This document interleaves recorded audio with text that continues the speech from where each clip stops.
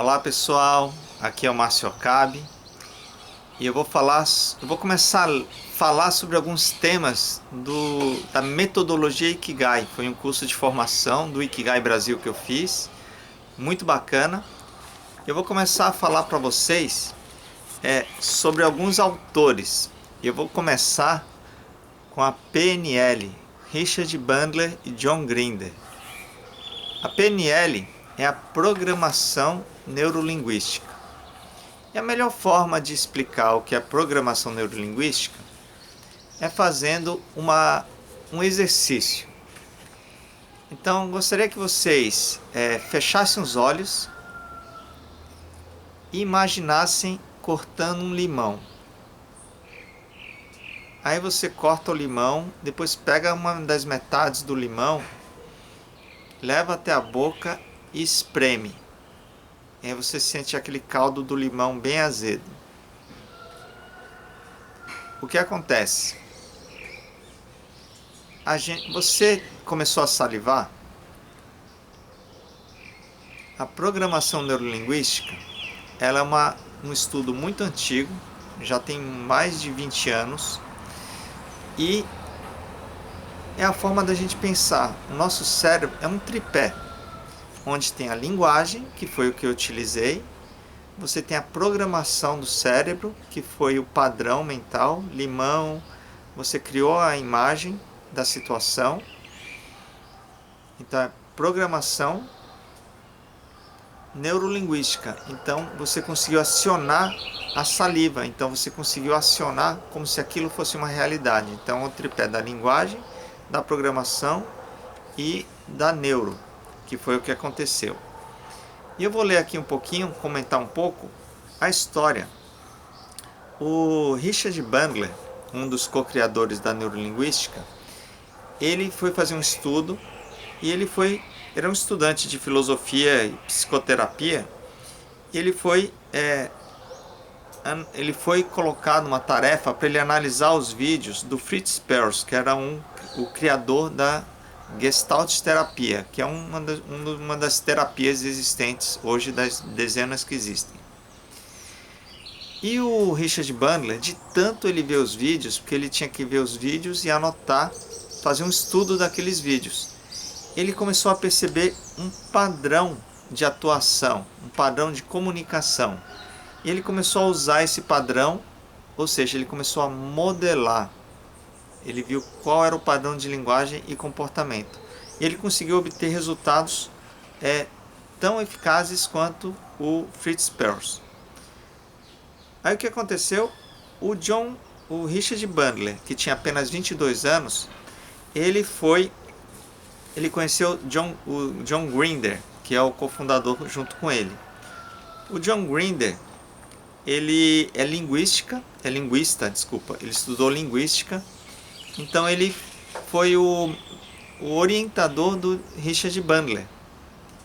E aí eles começaram a estudar juntos, começaram a criar um modelo que viria a ser a PNL, a Programação Neurolinguística. Uma curiosidade que eu não contei, não lembro se eu falei que meu nome é Márcio Okabe, acho que eu sempre falo no início, mas em 1996 foi quando eu conheci a PNL. Eu me apaixonei. E eu fiz os cursos de Practitioner e em 1998 eu fiz o curso de Master Practitioner em PNL.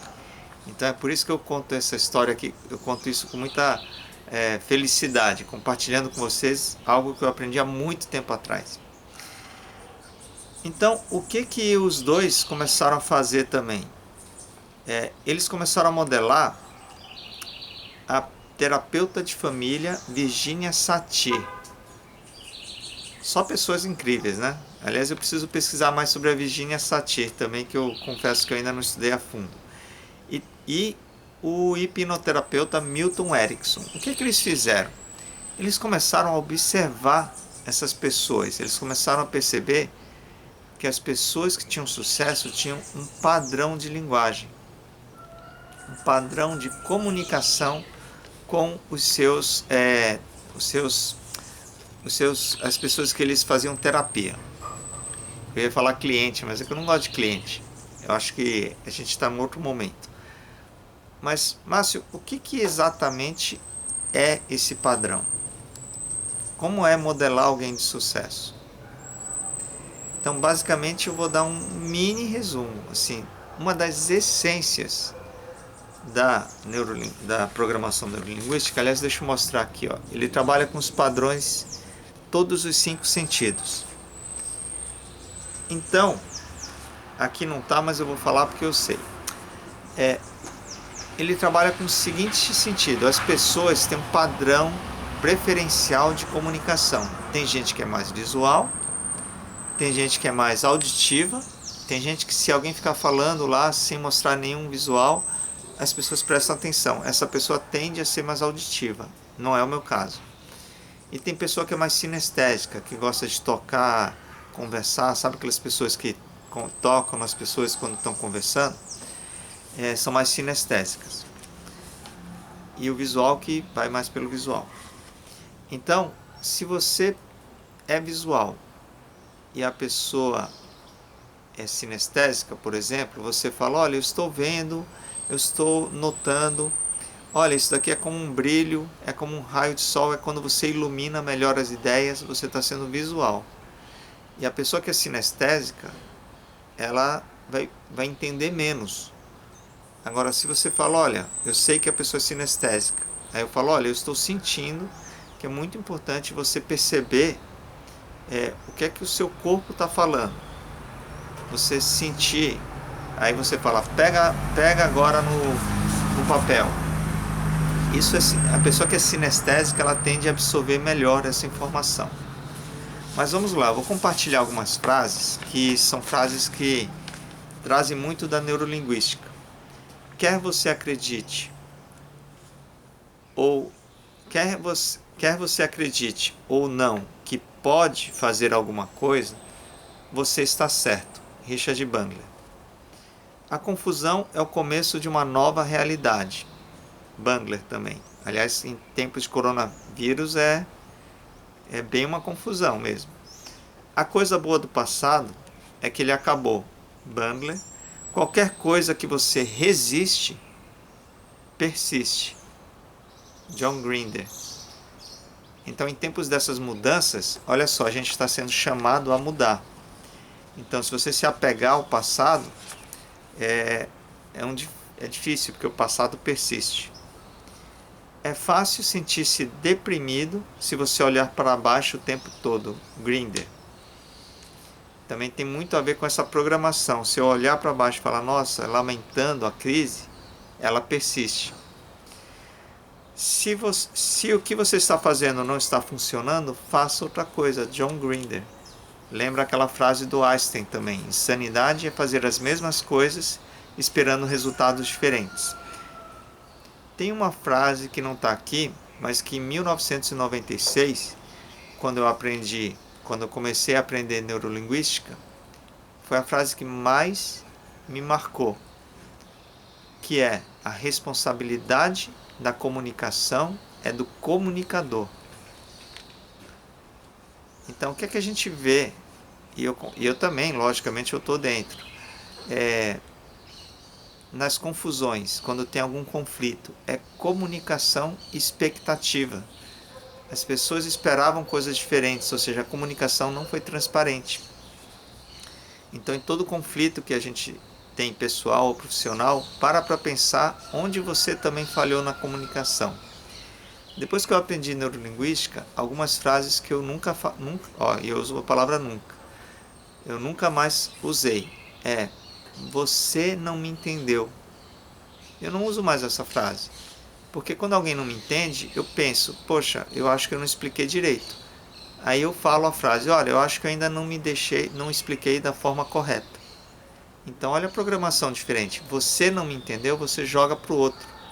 Agora, quando você fala: olha, eu acho que eu ainda não me coloquei da melhor forma, você traz para você mesmo a responsabilidade da comunicação. E o que mais eu posso falar aqui para vocês? Gente, uma coisa muito legal aqui que eu vou falar principalmente a programação que a gente faz para a gente mesmo conseguir atingir um objetivo. Concordam que todos nós trabalhamos para fazer alguma coisa? Então aqui tem um gráfico muito bacana que mostra e resume o que seria essa programação. Olha só, não farei é a pior escala, você não vai fazer mesmo. Não posso fazer, você já subiu um pouco, porque você está dizendo que não pode, mas talvez queira. Quero fazer, como fazer, tentarei fazer. Olha que legal, outra palavra para vocês cortarem no vocabulário, tentar. Posso fazer e farei. Isso aqui resume muito a programação que a gente faz conosco mesmo. Isso tem a ver com ambiente, comportamento, crença e identidade. E a PNL trabalha muito isso, essa questão. Dependendo do nível que você está, você vai dizer, Márcio, vídeos, vamos pegar os vídeos. Muitas pessoas falam assim, eu quero fazer, mas não sei, eu quero fazer mais. Aí tem uma palavrinha ali, mais. E eu vou pegar esse gancho, eu quero fazer vídeos de forma natural, mas muitas pessoas começam a gravar vídeos e, para piorar, ela não tem o mais consciente, ou seja, ela não percebe que ela não grava vídeos muito bem, que ela passa às vezes uma insegurança, uma arrogância, algo que teria que ter uma terceira pessoa, já vou falar disso, observando para dar o feedback para essa pessoa. Então a neurolinguística ajuda nisso, ajuda você a criar esse modelo. Só que eu ia falar dos níveis. A PNL trabalha com os níveis. Comportamento. Dependendo da linguagem que a pessoa fala, você fala, poxa, ela está no nível de comportamento, então eu posso criar habilidades. Vou pegar um tema que é mais didático e é muito usado na PNL, para você identificar. É quando fala de pessoas que são obesas, pessoas gordas. Então, se a pessoa fala, eu sou gordo, eu sou gorda, ela usa essa expressão, ela está no nível de identidade. Se ela coloca, eu não consigo, eu acredito que minha família é assim mesmo, eu acredito que é um castigo, acredito que não tem jeito, ela está no nível de crenças. Aí se você vai no nível de habilidades, eu não sei, eu não consigo, eu não sei como fazer para emagrecer. Aí você vê que é um nível mais fácil, vamos usar a palavra fácil. Então, se você está em identidade, você trabalha de um jeito diferente. Se você está no nível de capacidade e habilidade, já são outros níveis. E então, gente, neurolinguística é um mundo, então só estou gravando esse vídeo para compartilhar as minhas experiências com vocês. E aqui, seguindo na nossa leitura, aqui uma coisa bacana, modelo de mundo. Isso que é legal. Pensa num mapa. O mapa é a realidade. O Google Maps, né? O Google Maps é a realidade. Ele não é a realidade. Ele é um mapa e a gente tem um modelo mental que é o nosso mapa. Então, dependendo da nossa linguagem, essa cria a nossa programação. Então a gente, para cada um, por exemplo, uma palavra vai ter um significado diferente. Liberdade, para quem nunca foi preso, talvez seja você ter liberdade de trabalhar de uma forma mais livre. Imagina quem ficou em Auschwitz, preso em Auschwitz. Tem uma outra pessoa muito bacana chamada Viktor Frankl, que escreveu o livro Um Sentido para a Vida. Liberdade, para quem ficou no campo de concentração, tem um outro significado. Então, o nosso mapa de mundo depende das palavras e do que a gente coloca. Por exemplo, eu estou mudando o mapa da sua realidade agora. Aliás, eu não. Você está mudando, porque você, ao assistir, você pode ou não acreditar, mas a partir do que você acredita, você já mudou o mapa da sua realidade. Então, o que é importante? Fica essa dica. Ele dá um outro exemplo aqui do pneu furado. O pneu furado para alguns pode ser um contratempo, para alguns pode ser uma super dor de cabeça, porque te causou um problema lá no passado. Então essa é outra dica. se, começa a tentar olhar de fora e analisar, nossa, por que isso me incomodar? Por causa daquele fato passado. Então você tem que mudar as caixinhas, você muda a programação, porque às vezes quando alguém fala uma palavra, você se incomoda com a pessoa e depois você percebe, nossa, isso aqui é porque quando era pequeno acontecia isso e eu ficava irritado. Aí aquela pessoa no ambiente corporativo repete e você volta para aquele sentimento que chama âncora. E mas âncora dá outra aula de âncora, ancoragem. Então, gente, a PNL ela vem sendo usada em muitas áreas, muitas áreas.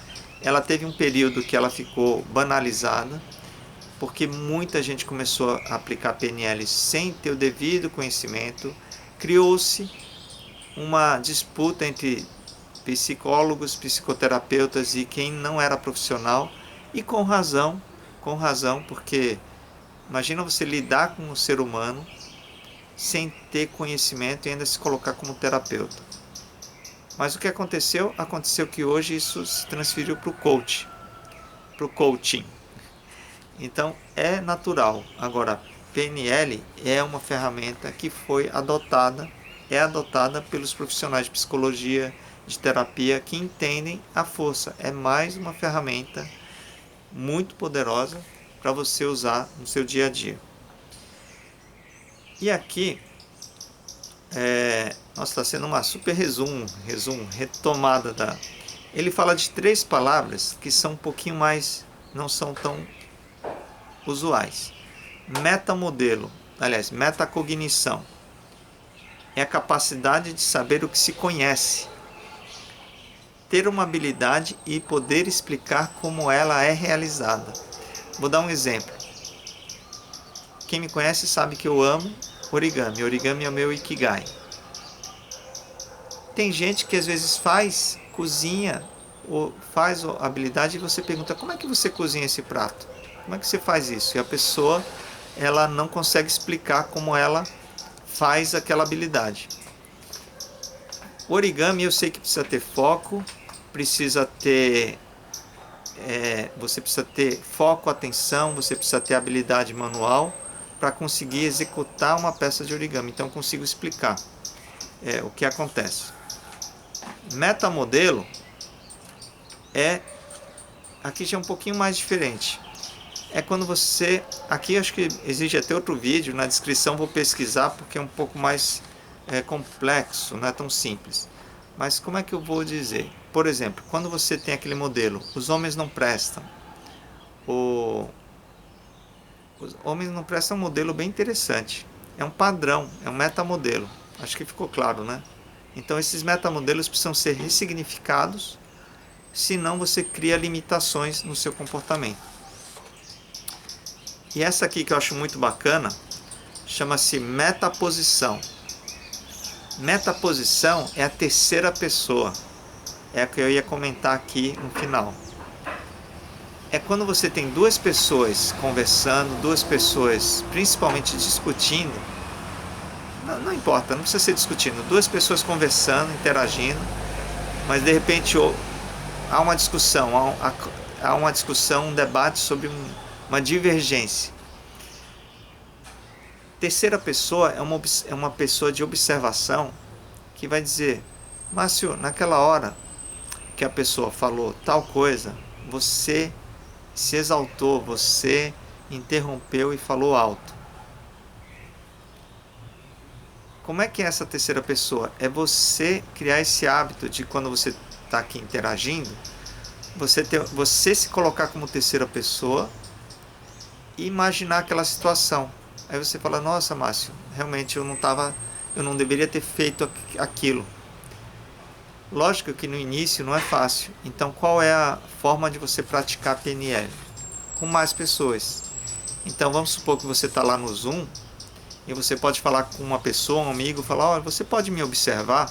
Se eu fizer alguma coisa assim que não é legal, você me chama a atenção no chat. Então você já cria. Então esse seu amigo pode ser a terceira pessoa que vai te dando as dicas para você conduzir aquela relação. Então, gente, esse é o PNL. Espero que tenham gostado desse papo. PNL é um campo super, super vasto. E eu acho que ficou bacana, né? Então, novamente, eu vou ver se eu consigo gravar um por dia. Eu pegar um autor por dia, fora que tem muitas ferramentas. Então, entra no site Ikigai Brasil para conhecer. O pessoal é muito bacana, agradeço muito a fazer parte do time Ikigai. Eu sou embaixador do Ikigai Brasil, mas antes disso eu tenho um site que chama-se jornadaikigai.com. É um projeto aberto de autoconhecimento para as pessoas que querem evoluir, querem conhecer e criar essa jornada Ikigai, que é uma jornada em busca aí do autoconhecimento. Para quem não sabe, Ikigai, lá no site tem a explicação mais detalhada, mas é a razão de viver segundo os japoneses. E é a integração entre paixão, missão, vocação e profissão. Valeu, curtam esse vídeo, se inscrevam no canal e compartilhem com os amigos. Valeu!